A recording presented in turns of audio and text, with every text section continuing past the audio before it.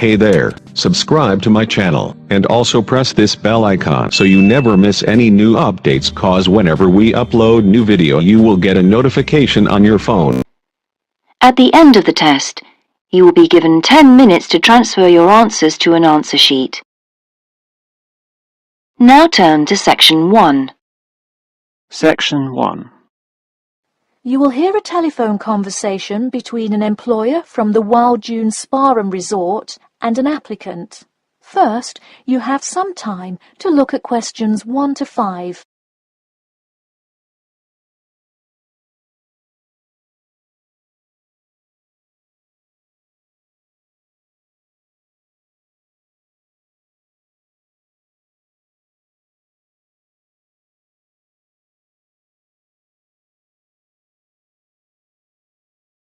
You will see that there is an example which has been done for you.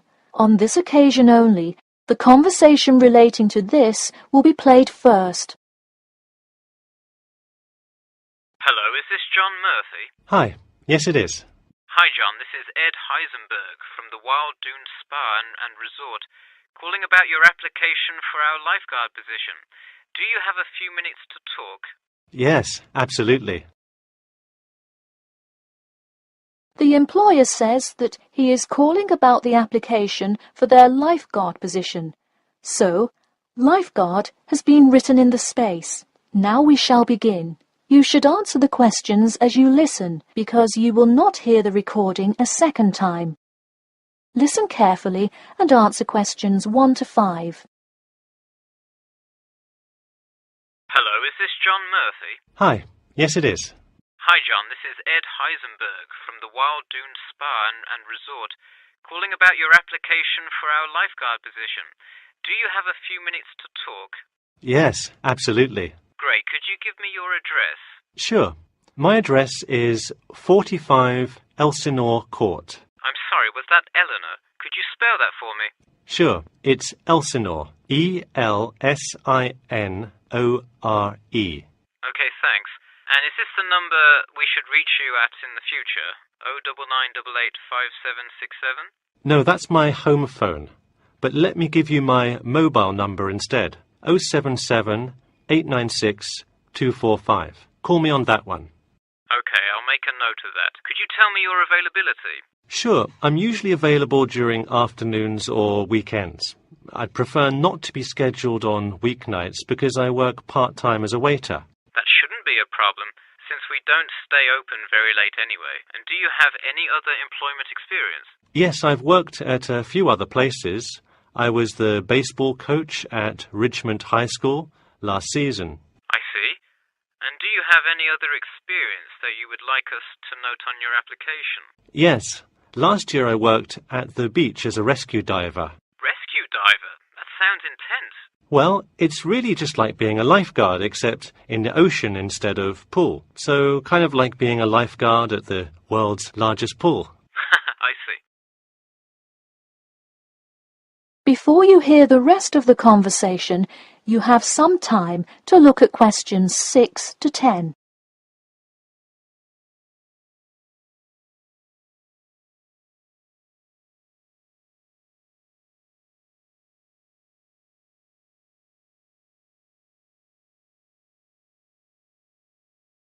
Now listen and answer questions 6 to 10. So could you tell me about the relevant skills you have? I'm guessing a lot given your experience. I'm CPR certified and have 2 years of diving experience. Great, it sounds like you are well qualified for this position.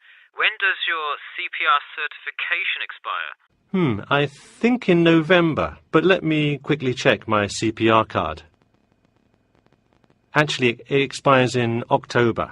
Okay, so regardless, you have it through the end of the summer. When is your ideal time to work? Since I work in the restaurant on weeknights, I like weekends best, specifically Saturday mornings. I see. We do already have a lot of staff available on Saturdays, but I do need an early morning shift lifeguard. How early could you work Saturday morning? I can get there by 6 o'clock if need be. You'll be happy to know we open a little later than that. but I'll put you down for Saturday mornings here. Oh, awesome. I can't wait to get started. How about you come in next Saturday, the 12th? That sounds good. Great. We can figure out other shifts for you to work when you come in then. One last thing, just out of curiosity, where did you hear about us? I heard your ad on the radio while I was driving this morning. You know, I think you're the first person who has responded to our radio ads. It's almost always people who have seen us in the newspaper. Yeah, I don't have time to read through the newspaper every morning. I've plenty of time in the car to listen to radio ads. That makes sense. Well, thanks for your time, and we'll look forward to seeing you on the 12th. That is the end of section 1. You now have half a minute to check your answers.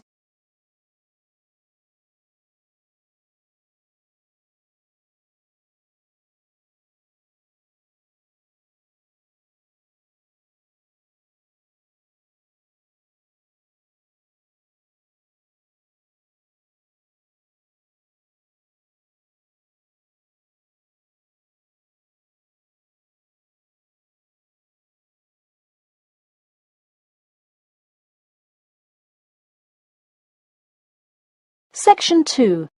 You'll hear part of a free class about safety around campus. First, you have some time to look at questions 11 to 14.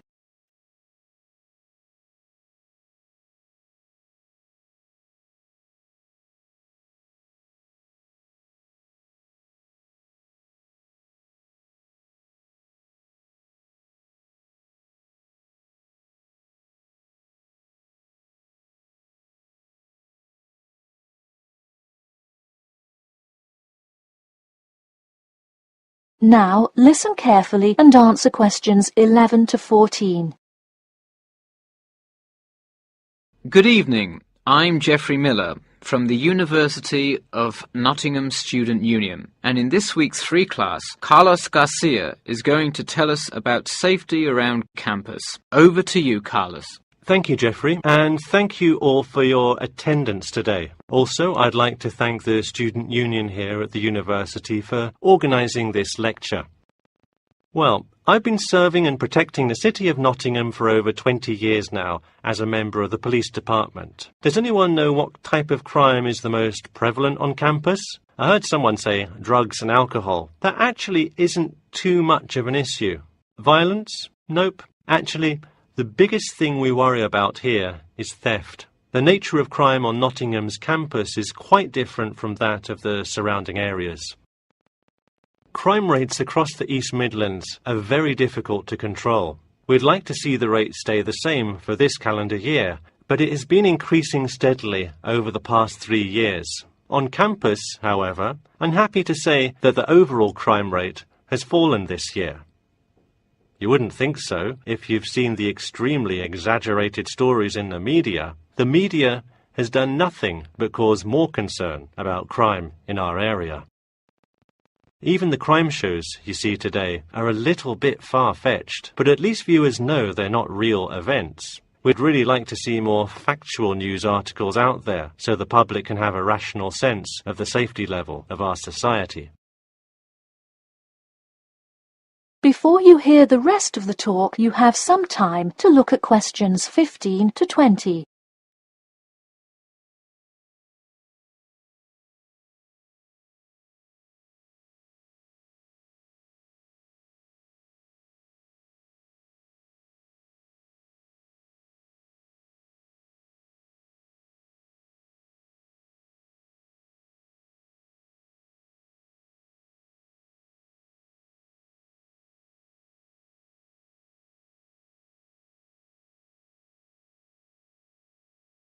Now listen and answer questions 15 to 20. Okay, let's move on to what to do when you see a crime. Do not get involved if at all possible, and do not draw too much attention to yourself by running away in a conspicuous manner. Though most likely, and hopefully, you will not have to experience this situation, if you are being mugged, please do not try to resist. Instead, be compliant and seek help after the incident.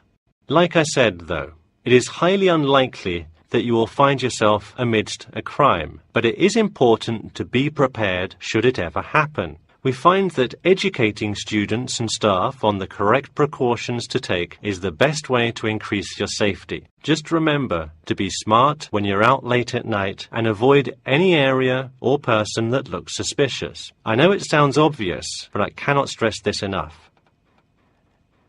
It's also not a bad idea to have your mobile phone with you at all times, but be careful. If you're chatting on your smartphone on your way home, you're a prime target for thieves. I'd like to see a show of hands. How many people have left work or the library after 10 p.m. to go home before? A lot of you, right? If you do have to go home late at night, please don't walk home alone.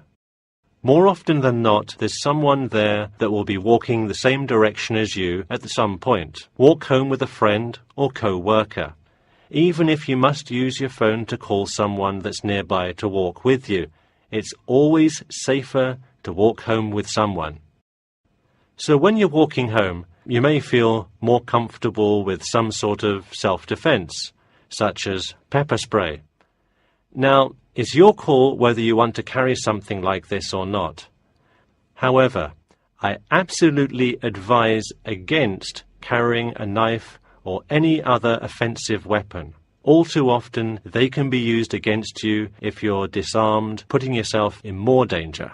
For all those interested, the Recreation Centre offers a free self-defense class to all students every Thursday evening. While obviously an introductory self-defense class may not equip you to fight off villains like a regular superhero, it does come in handy sometimes. After taking a self-defense class, you'll surely be more aware of possible dangers and how to deal with them. So hopefully now you have a more complete understanding of the nature of crimes committed on your campus and how to avoid being a victim. I know most students at the University of Nottingham are not the criminal types, but remember that there is no barrier like a wall or something keeping non-students out. There's no army force securing the borders, and I doubt anyone wants it that way. The campus is generally a safe place, but it's not immune to small crimes once in a while. All right, that's all I have to say for today. Stay safe. That is the end of section 2. You now have half a minute to check your answers.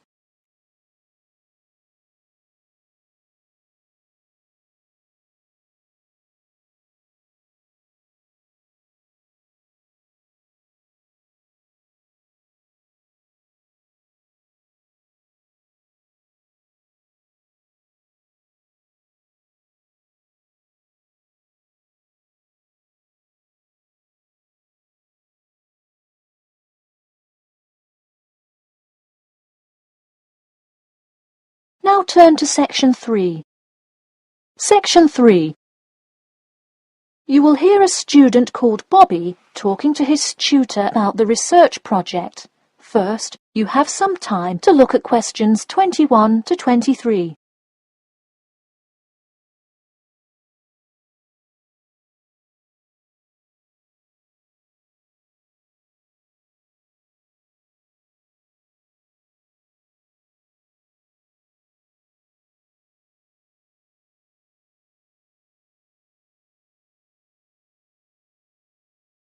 Now listen carefully and answer questions 21 to 23.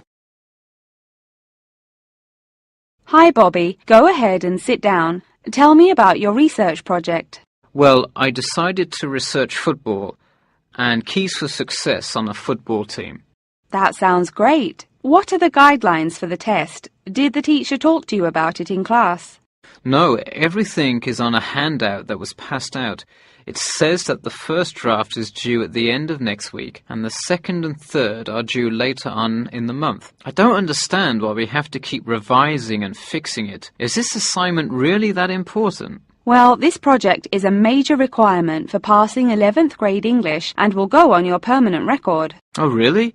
Does that mean it will affect what English level I am placed in next year? Well, not exactly.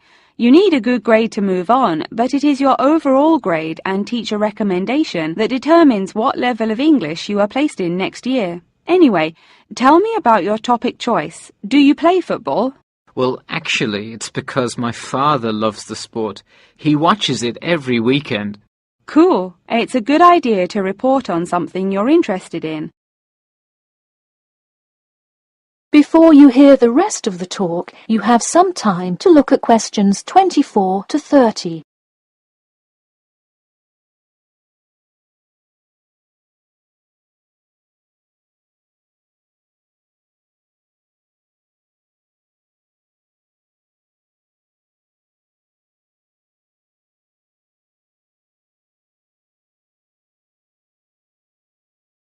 Now, listen carefully and answer questions 24 to 30. I see you worked hard calling players and the head coach to talk, so let's see what information you got. Well, you have to listen carefully to the first call on the recording. It's really hard to hear because the background noise is louder than the person's voice. Yes, it is a bit tough to discern. I'm afraid the player's answer is too short as well. You will have to interview him again and try to get him to give a better answer. Okay, I thought that might happen. I will call him again tomorrow. Moving on, let's look back at this question. You asked, tell me about a time when you learned a major life lesson through playing football and explain how that has shaped the person and player you have become now and how you hope to pass on that lesson.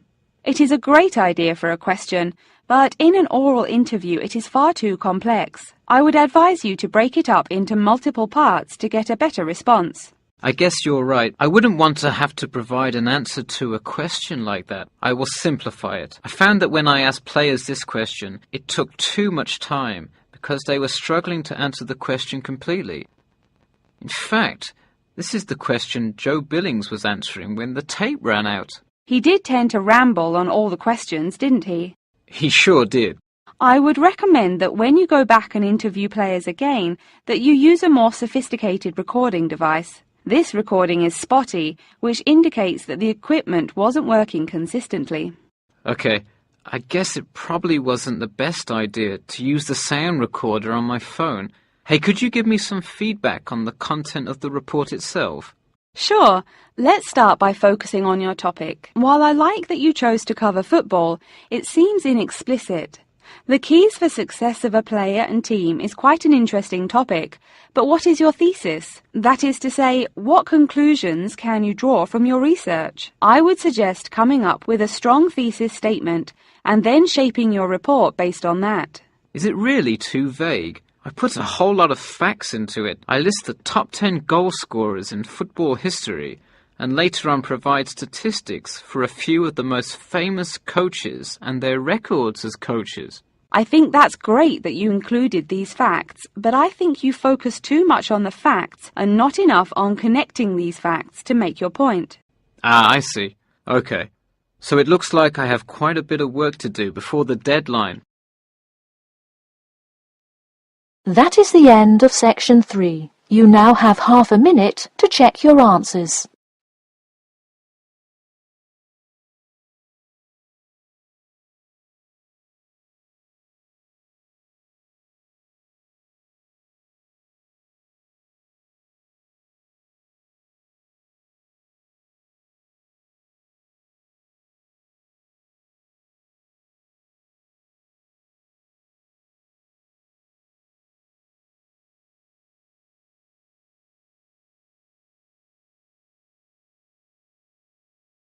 Section 4. You will hear part of a lecture about how to give a quality speech. First, you have some time to look at questions 31 to 40.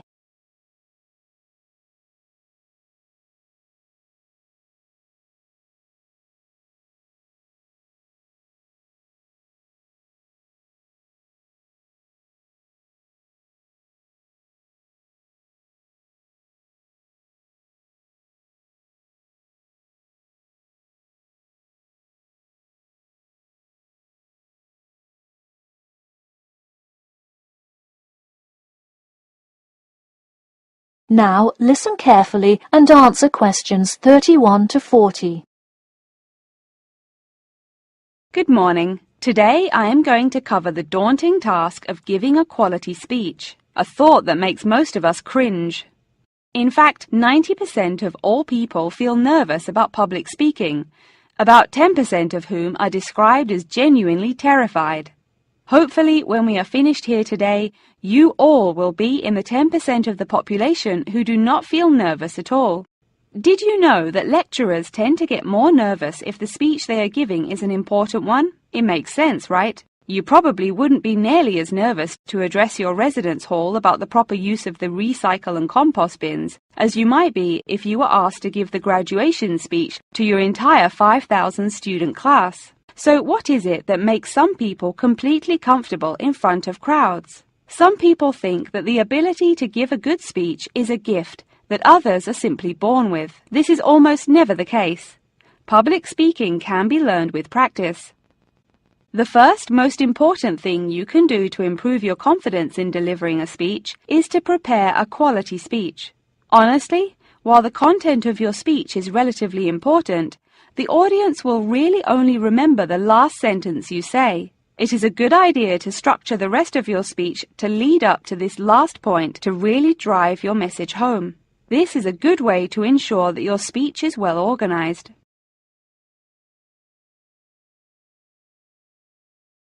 Once you are confident in the quality of the speech you have written, the rest is just about your stage presence. Let's go through some do's and don'ts of public speaking. First, you want to command the attention of the room. Do not, I repeat, do not proceed with your speech until the audience is paying attention. Even Martin Luther King Jr.'s I Have a Dream speech wouldn't have made any difference in the world without the undivided attention of his audience. To continue with the I Have a Dream example, one of the reasons that MLK was such an effective orator was his ability to speak with passion and engage with his audience. That sort of charisma does not come from reading straight from paper. Don't get me wrong, it is a good idea to write your main ideas down on a note card, sheet of paper or something. But one factor that will consistently lead to a boring, forgettable speech is writing down your entire speech. Do not write your full speech down. If you are constantly reading your paper, you are not making eye contact with your audience, and thus failing to really express the feeling that goes with your ideas. I advise you write 1 or 2 ideas, so if you suddenly draw a blank, you have something to jog your memory. If you've written a good speech that you believe in, those ideas should be sufficient to keep you on track. Once you have those ideas written down, give your speech a few practice runs in front of the mirror, into your sound recorder on your phone, or with a friend before it comes time to address a crowd. That way, you can hear how the ideas come across, make sure there are no abrupt transitions, and find out whether you are talking too fast or too slow. Timing is important. Make sure you time yourself beforehand to see how long your speech is. That is pretty much it. With practice, you'll be able to deliver an expert speech that engages and even maybe inspires your audience. Just remember, speak with emotion. No one wants to listen to someone reading from a script. As I come to a close in my speech, I'll point out that I have employed all of these tips that I have covered. I practiced my speech ahead of time and timed it, and I can even show you my one small index card with just 3 simple bullets on it. It's as easy as that. That is the end of section 4. You now have half a minute to check your answers.